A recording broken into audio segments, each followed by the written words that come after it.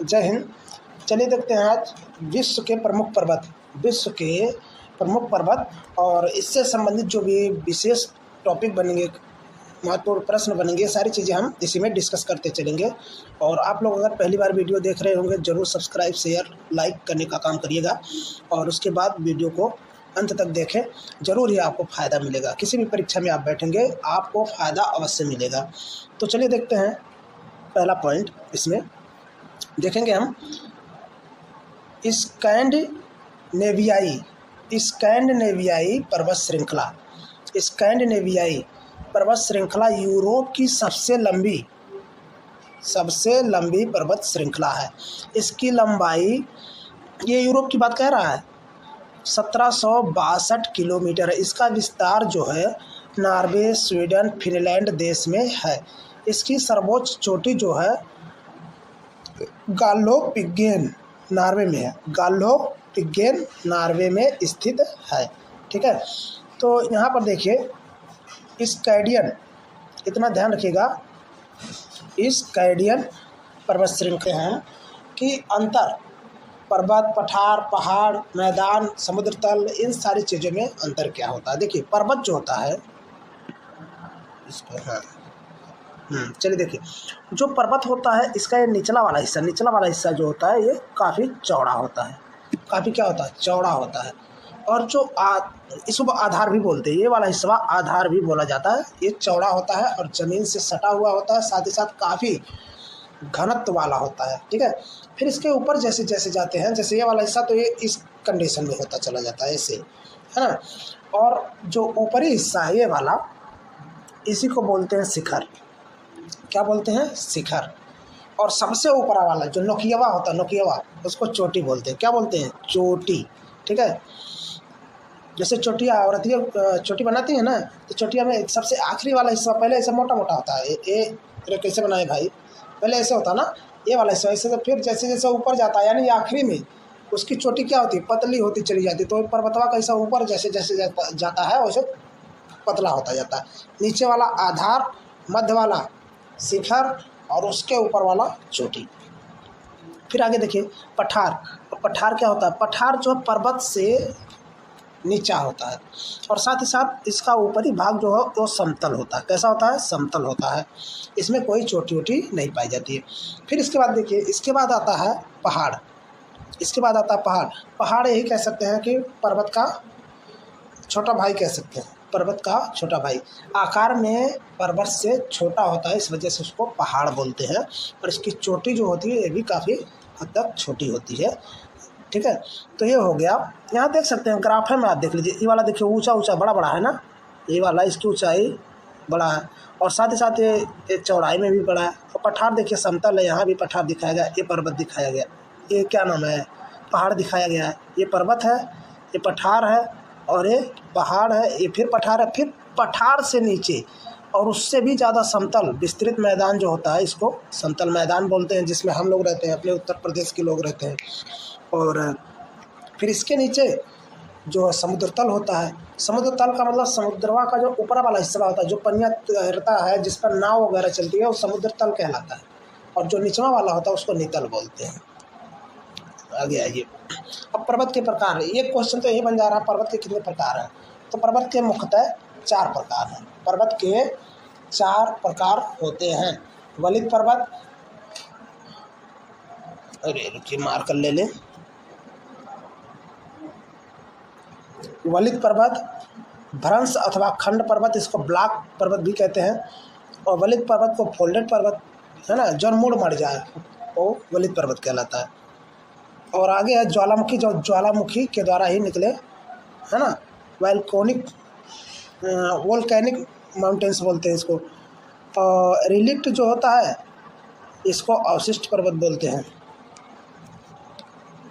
आगे अब इसको थोड़ा डिटेल में देख लेते हैं। वलित पर्वत, तो जब चट्टानों में, देखते हैं यहाँ, जब चट्टानों में पृथ्वी की आंतरिक शक्तियों के कारण मोड़ या वलन हो जाए तो उसे वलित पर्वत या मोड़दार पर्वत कहते हैं।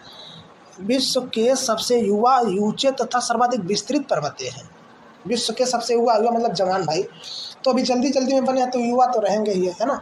और साथ ही साथ ऊंचे हैं, काफ़ी ऊंचाई पर ही पाए जाते हैं या काफ़ी ऊंचाई इसमें, जैसे हिमालय ही विश्व का सबसे ऊंचा है ना, और सर्वाधिक विस्तृत, मतलब ये एरियाओं काफ़ी दूर तक कवर किए हुए हैं। तो इस तरह के पर्वत वलित पर्वत कहलाते हैं। और वलन क्रिया द्वारा, यानी पृथ्वी की आंतरिक संरचना के कारण जब चट्टानें मुड़ उड़ जाती हैं, कुछ धंस जाती हैं, कुछ ऊपर उठ जाती हैं, तो यही वलित या मोड़दार पर्वत कहलाते हैं। इसमें देखिए क्वेश्चन बहुत बारी आया हुआ है, निम्नलिखित में से कौन सा वलित पर्वत है, कौन सा वलित पर्वत नहीं है। तो हिमालय वलित पर्वत है। अल्पाइन पर्वत जो समूह है या श्रृंखला वो भी इसी में आता है। Rockies, Andes, Appalachian, Atlas, Caucasus, ये सब वलित पर्वत के प्रमुख उदाहरण हैं। और एक हमने ट्रिक भी बनाया है, यू आर एंड ये आप लिख लीजिएगा, and he, U R and he. U से यूराल, इसमें देखिए दिया होगा यूराल, यूराल नहीं दिया का, इसमें नहीं दिया है। आर, आ से हो जाएगा आल्पस, फिर रा से राकीज, और एंड से एंडीज, और ही से हिमालय। इस तरह से आप विस्तारित कर सकते हैं, यू आर एंड ही। आगे देखिए ब्लैक पर्वत। ब्लैक पर्वत खिंचाव के कारण धरातलीय भागों में दरारें या भ्रंश पड़ जाती है। जब कोई खिंचाव होता है तो धरातलीय भागों में क्या होता है, ऐसे दरार या भ्रंश पड़ जाता है ना, जिससे धरातल का कुछ भाग ऊपर उठ जाता है। जब ऐसे भ्रंशवा पड़ेगा तो कुछ ऐसे दब जाता है और कुछ ऐसे उठ जाता है। जैसे हमारा हथवा उठा हुआ है, जो धसलका रहेगा वो क्या बन जाएगा, कोई जलाशय बन जाएगा, और उठलका जो कोई पर्वत बन जाएगा। तो जो धस जाता है मतलब उठ जाता है, कुछ धस जाता है। इस प्रकार दरारों के समीप ऊंचे उठे भाग ब्लैक पर्वत कहलाते हैं। यूरोप महाद्वीप में ब्लैक फॉरेस्ट इसका महत्वपूर्ण उदाहरण है। पाकिस्तान का साल्ट रेंज, कैलिफोर्निया का सियरा और नेवादा ब्लैक प्रमुख उदाहरण हैं। ब्लैक पर्वत के प्रमुख उदाहरण हैं। थोड़ा 1 मिनट रुकिएगा।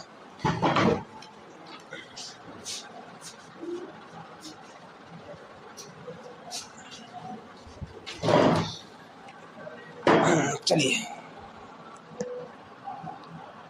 ज्वालामुखी पर्वत। अब देखिए ज्वालामुखी पर्वत क्या होता है। ज्वालामुखी पर्वत नामे से पता चल रहा है कि ज्वालामुखी क्रिया के द्वारा जो पर्वत बनते हैं वही ज्वालामुखी पर्वत कहलाते हैं ना। तो ज्वालामुखी उद्गार से विस्तृत लावा, राख चूर्ण के संग्रह से ज्वालामुखी पर्वत का निर्माण होता है। कहने का मतलब ज्वालामुखीवा निकलता है तो उसके साथ तमाम कचरा है ना, राख, लावा, मैग्मा, ये सारी चीज़ें बाहर आती है। हालांकि लावा मैग्मा एक ही चीज़ है, अंदर बाहर आने की क्रिया बस लावा मैग्मा कहलाती है। तो ये जब बाहर आती हैं तो वो निक्षेपित हो जाती है, यानी वहीं पर उसका जमाव हो जाता है या जमावड़ा हो जाता है या वहीं पर जमा दिया जाता है।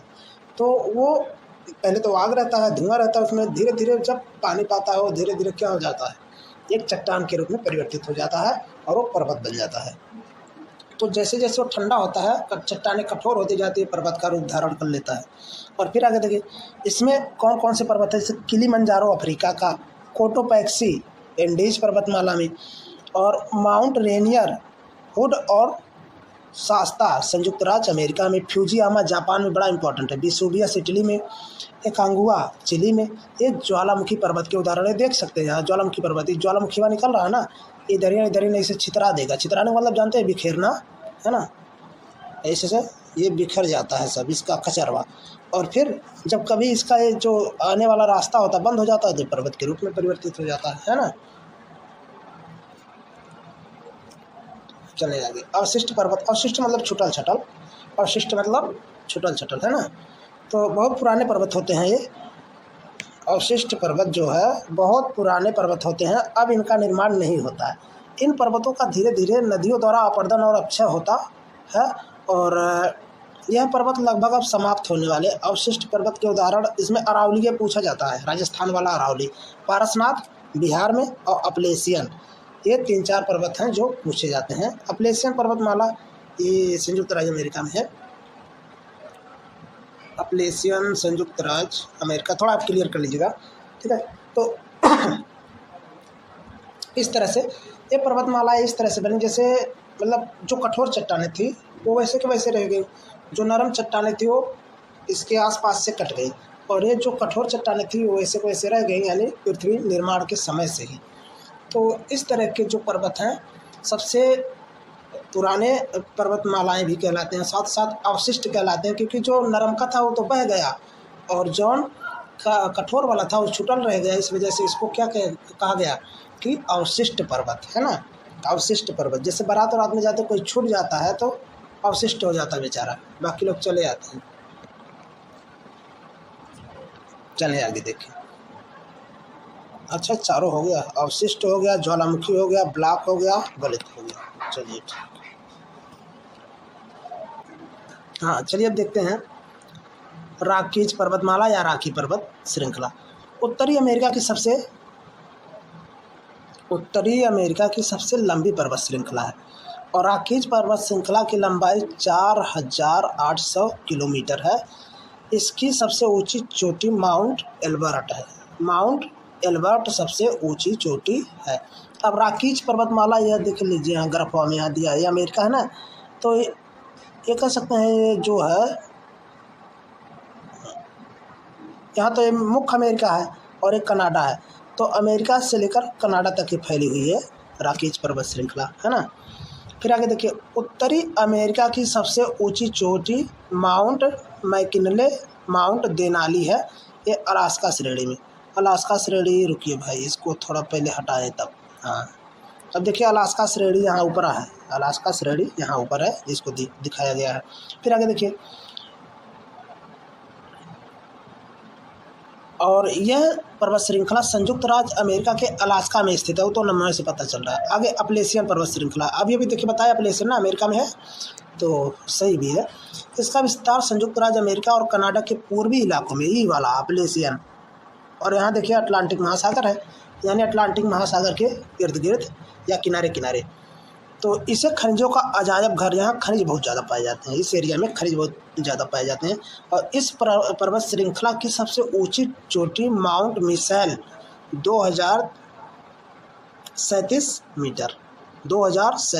मीटर है। फिर आगे सियरा नेवादा पर्वत श्रृंखला। इतना ध्यान रखिए कि पर्वत श्रृंखला कहाँ कहाँ है, तब भी क्वेश्चन आपका गलत नहीं होगा, क्योंकि ज़्यादातर ये पूछता है ये वाली पर्वत श्रृंखला कहाँ पर है और किस तरह की हो, तो हम पहले बता दिए। सियरा नेवादा पर्वत श्रृंखला ये भी यूएसए के कैलिफोर्निया में स्थित है। कहाँ? कैलिफोर्निया, यहाँ पर सियरा नेवादा है। फिर आगे देखिए, सियरा माद्रे पर्वत, ये थोड़ा ऐसे नीचवा है, जहाँ ऐसे टेढ़ टेढ़ बन जाता है, अमेरिका जहाँ ऐसे टेढ़ टेढ़ बन जाता है ऐसे, तो वहाँ यानी उसकी जैसे मरचा ढेपी नहीं होता, ढेपिया मतलब जानते हैं, जैसे मरचा है जैसे इस तरह से मरचा है, तो इस तरह ढेपिया नहीं उसका होता है, आखिरी वाला हिस्सा, तो उसी तरह से वाला हिस्सा जो है यही सियरा माद्रे है। चलिए,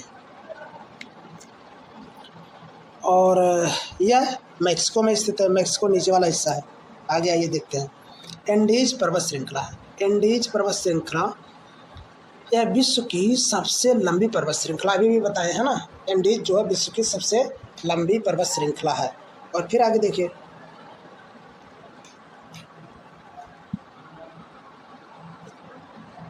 सबसे लंबी पर्वत श्रृंखला, आगे देखिए, एंडीज 7 दक्षिण अमेरिकी देशों Venezuela, Colombia, Ecuador, Peru, Bolivia, Chile, Argentina के मध्य से उत्तर से दक्षिण तक फैली हुई है। ये देखिए 7 देश इससे जुड़े हुए हैं। कौन कौन सा, एक बार पुनः देखें, Venezuela, Colombia, Ecuador, Peru, Bolivia, Chile और अर्जेंटीना। हो गया ना। आगे आइए देखिए, एंडीज पर्वत श्रृंखला की लंबाई जो है 7000 किलोमीटर, इतना कौनों को नहीं था, है ना। और साथ ही साथ एंडीज पर्वत श्रृंखला की सर्वोच्च चोटी जो है माउंट एकांगुआ, ये वाले क्षेत्रों में ज्वालामुखी भी बहुत आता है, माउंट एकांगुआ। तो ये सारी चीज़ें आप ध्यान रखिएगा, इसीलिए हम फिगर के माध्यम से बता रहे हैं ताकि समझने में भी आसानी हो। आगे देखिए, एटलस पर्वत श्रृंखला। अब एटलस पर्वत श्रृंखला कहाँ पर है? यह अफ्रीका की सबसे लंबी पर्वत श्रृंखला है, ये भी बहुत पूछता है, एटलस पर्वत कहाँ पर स्थित है। और यह मोरक्को, अल्जीरिया, ट्यूनीसिया के माध्यम से लगभग 2500 किलोमीटर या 16 मील तक फैला हुआ है। एटलस पर्वत श्रृंखला की सर्वोच्च चोटी माउंट टुबकल मोरक्को में है ना। फिर आगे देखिए माउंट किलिमंजारो। माउंट किलिमंजारो को देखते हैं। अफ्रीका महाद्वीप की सर्वोच्च चोटी माउंट किलिमंजारो है, सर्वोच्च चोटी, और सबसे लंबी चोटी, सर्वोच्च चोटी मतलब ऊंची है। और यह चोटी जो है माउंट किलिमंजारो अफ्रीकी देश के तंजानिया में स्थित है। तंजानिया, इसकी ऊंचाई जो है, ये लंबाई है, ये ऊंचाई है, दोनों ध्यान रखिएगा, ये लंबाई और ये ऊंचाई, ठीक। तो इसमें क्या है कि इसकी ऊंचाई 5,895 5,895 मीटर है ना।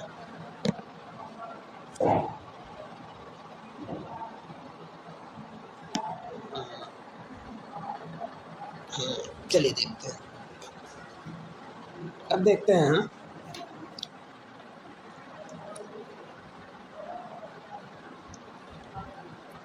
ये तो पहले में बता चुके थे, पहले पृष्ठ पर ही आ गया था, इसको अभी आना चाहिए था। स्कैंडिनेवियाई पर्वत है ना, स्कैंडिनेवियाई पर्वत श्रृंखला यूरोप की सबसे लंबी पर्वत श्रृंखला है। नॉर्वे, स्वीडन और फिनलैंड देश में स्थित है और इसकी सबसे ऊंची चोटी गल्लोपिगेन, नॉर्वे नमवा है, इतना उल्टा सीधा रखते हैं, पता नहीं कैसे बोलते होंगे, और 1762 किलोमीटर। ये तो हम पहले में बता देते, पहले पृष्ठ पर आ गया था, हालांकि इसको यहीं बताना चाहिए था। चलिए खैर, जानकारी होना चाहिए, कहीं भी रहे, इससे नहीं मतलब। काकेशस पर्वत श्रृंखला, काकेशस पर्वत श्रृंखला, इसको भी थोड़ा देखते हैं। यह काला सागर और कैस्पियन सागर के बीच में स्थित है। पहला क्वेश्चन यही बन जा रहा है, काकेशस है ना। देखिए काके काका से समझ लीजिएगा काला, और सस से कैस्पियन, काके सस से कैस्पियन। तो इस अगर ऑप्शन में आप मतलब दिमाग में ये बैठाए हैं काका से काला और सस से कैस्पियन, सा कैस्पियन है ना, बोलिए।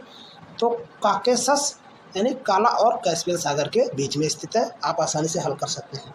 और जब तक ट्रिक नहीं बनाएंगे कुछ चीज़ों का ना, वो याद नहीं होगा, भूल जाता है कि नहीं। फिर आगे देखिए माउंट एल्बर्स दक्षिण पश्चिमी रूस में यूरोप का सबसे ऊंचा पर्वत है और इसकी ऊंचाई 5,642 मीटर। फिर आगे देखिए आल्पस वो बहुत पूछा जाता है, आल्पस पर्वत श्रृंखला भी बहुत पूछा जाता है। यह नवीन वलित पर्वत है, आल्पस हम भी ट्रिक में बताए थे। और France, Italy, Germany, Austria, Slovenia और स्विट्जरलैंड में विस्तृत है। और इसकी सर्वोच्च चोटी जो है माउंट ब्लैक फॉरेस्ट बोलते हैं, माउंट ब्लैक, अरे फॉरेस्ट नहीं बोलेंगे भाई, माउंट तो पहले में लगा, फॉरेस्ट मतलब जंगल हो जाएगा, माउंट ब्लैक ठीक है। और इसको आप देख सकते हैं, इसका विस्तार कहाँ से कैसे हुआ है, विस्तार यहाँ देख सकते हैं, विस्तार देखिए ऐसे यहाँ ऐसे हुआ है, ठीक है। ये लिखा भी है ग्रेटर काकेशस, और माउंटेन नहीं लिखा तब भी आप समझ सकते हैं। फ्रांस और स्विट्जरलैंड की सीमा पर कौन सा पर्वत है, तो जूरा पर्वत। फ्रांस और यहाँ जूरा पर्वत, कौन सा पर्वत, जूरा पर्वत।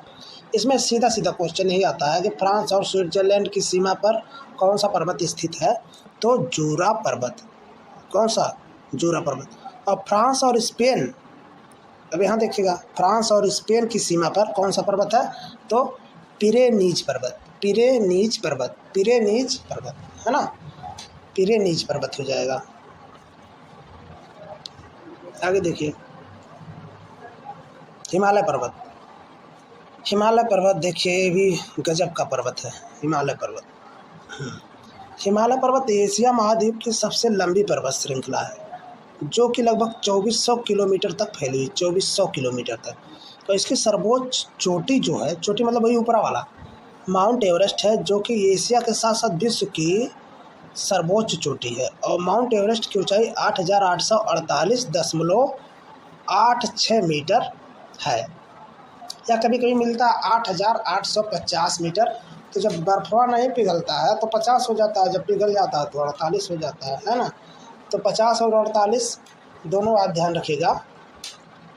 फिर आगे देखिए कुन लुन पर्वत, कुन लुन पर्वत। अब देखिए हिमालय है ना निचवा, ये देखिए हिमालय है, हालांकि नेपाल और भारत में है, ज़्यादातर हिस्सा इसका नेपाल में ही है, नेपाल के नाम से जानी।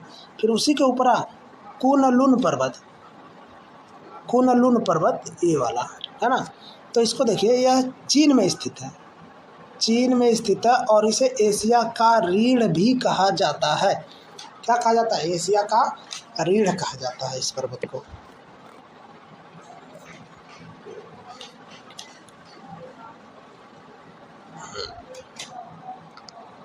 चलिए आगे देखते हैं। भारत और म्यांमार की सीमा, भारत और म्यांमार की सीमा पर एक पर्वत है जिसका नाम है Arakan Yoma, Arakan Yoma, Arakan Yoma, Arakan Yoma. 2-3 बार बोलेंगे याद हो जाएगा। अब देखिए ये सीमा वाला बहुत पूछता है ना। और पाकिस्तान और अफगानिस्तान की सीमा पर हिंदुकुश पर्वत, पाकिस्तान और अफगानिस्तान की सीमा पर हिंदुकुश पर्वत और यहाँ अराकान पर्वत। आगे देखिए यूराल पर्वत श्रृंखला यूरोप और एशिया को अलग करती है, यूराल पर्वत श्रृंखला यूरोप और एशिया को अलग करती है ना।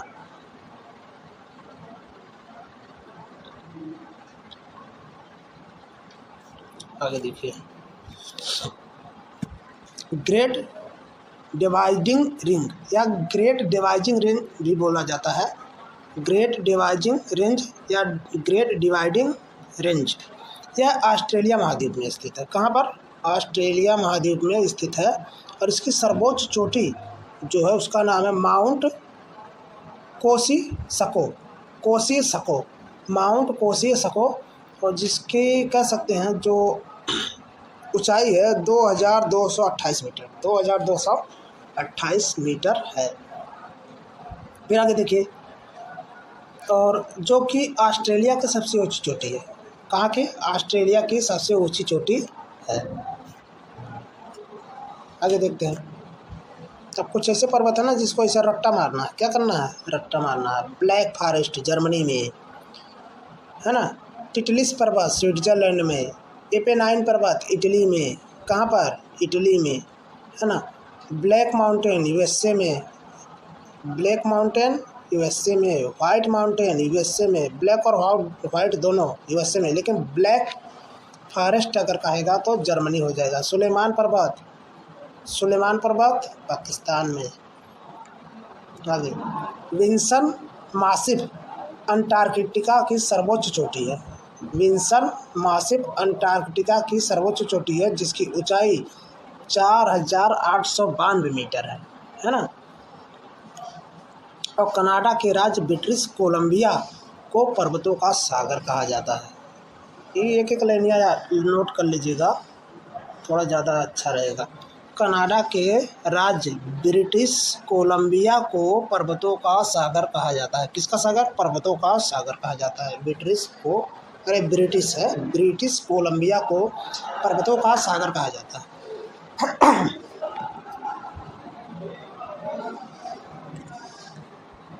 आगे ये देखते हैं।